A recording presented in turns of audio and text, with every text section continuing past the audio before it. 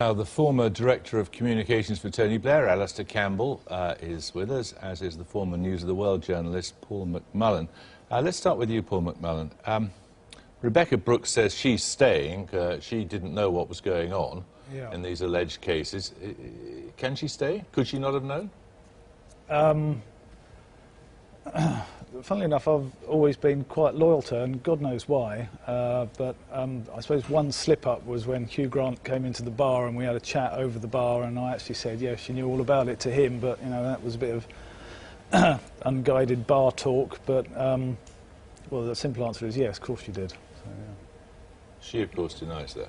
Oh, I see. Right, well, that's an interesting position to take, and one that, you know, when they first said it's just a rogue reporter, I thought about that's so unfair. What about all the, you know, legitimate investigations that we've done, that we've had to go into these grey areas and do these things? Surely you should be protecting us by saying, or taking the point that, yes, sometimes we have to do these things, not it's just one person, we never knew anything about it. What was it like to work there at that time? I mean, Glenn Marquette, the private investigator, talks about a climate of constant pressure to deliver things. Well, it is. You're only as good as your next story, and they used to do a byline count every year, and if you didn't have enough bylines in the paper, it was goodbye, you know. And so, can you imagine yourself in that sort of environment ever doing something like listening to Millie Dowler's phone messages? Yes, I thought about that today, and initially when someone asked me, I said, well, for the first time, I've always been really proud to have been the News of the World reporter, you know, the biggest circulating English-language newspaper in the world, but suddenly I felt a bit ashamed because of what the parents had gone through.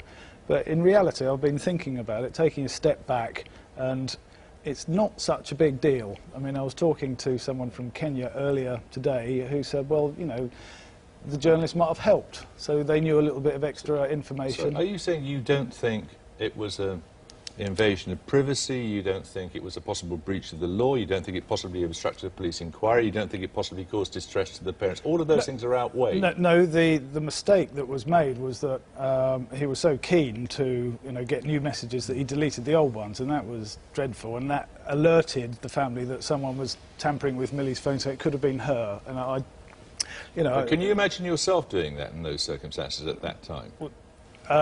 You know, I'm thinking about the... Well, no, I didn't, anyway. I'm not suggesting you did. I'm asking you, can you imagine yourself doing it, working at the News of the World at that time?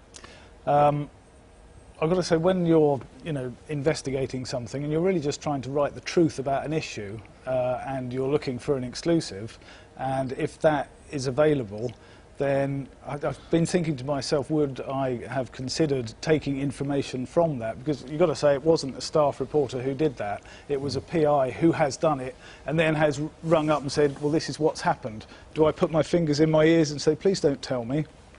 No, you don't. You listen. And you think, well, that's an interesting lead. But no, I shouldn't be trying to defend the indefensible, because it's not going to be a very popular position. Let me turn to Alastair Campbell here. How big a deal is this? I think it's become a very big deal, and actually I think it would have been less of a deal if News International from the word go had actually taken the approach that Paul has taken the whole way through this, which is basically to say, look, we did some terrible things, we accept they're against the law, and here we're now going to clear it all up. Instead of which, what's happened is the truth has been dragged kicking and screaming, lines have changed at every stage of this story. You've had the police willing it away, News International willing it away, the government probably willing it away because it's the last thing they want on their plate with all the other problems that they've got. And now, I think sometimes these stories have a tipping point, and the Millie Dowler revelations last night, it's the tipping point. And the reason that we're talking about it, the reason that you're sitting there with tomorrow's newspapers are going to keep it going, the reason there's a debate in the Commons tomorrow, is we've now reached the tipping point where it's not just about the News of the World this now, it's actually about what sort of press we have, what sort of culture that it is, and what sort of practices they've indulged in, above the law, considering themselves to be above the law for some considerable time. You know News International. Do you think Rebecca Brooks can survive? I think it will be difficult, and I actually think in one of the many car crash interviews that Simon Greenberg did today, he made the distinction between Andy Coulson and Rebecca Wade, he said that the difference with Andy Coulson, the allegations were substantiated. That seemed to me to be saying that if these allegations are substantiated, then Rebecca will go.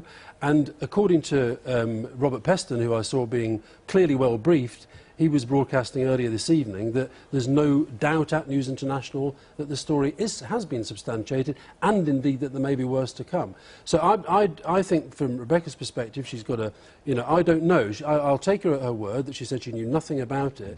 But, Paul said the same about Andy Coulson. When Andy Coulson was saying he knew nothing about it and there was no need to resign and all that, Paul was saying the whole way through, he sat in the newsroom and he saw what went on. It was industrial, systemic phone hacking right across the newspaper, and I think Paul would confirm that. Well, people keep saying phone hacking, again, as though it's a big deal.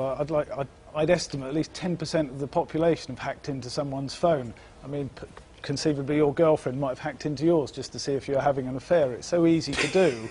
I mean, a mother worried that her teenage son was staying out late might hack into his phone to see what he's up to, and that's now been made illegal. It never used to be illegal. It used to be fair game. We used to be able to sit outside Buckingham Palace listening to Prince Charles talking about ridiculous ideas. Paul, the other thing is you're right, it's not just about phone hacking, but for example, this debate in the Commons tomorrow, I hope also they talk about the Information Commissioner's report about this relationship between newspapers and private detectives, where there was one report, the Daily Mail made 60 different journalists paid different payments to the same private detective. The Observer was on there, and we're not just talking about the news of the world, we're talking about a culture that I think, even Paul, I think, would accept has got to change.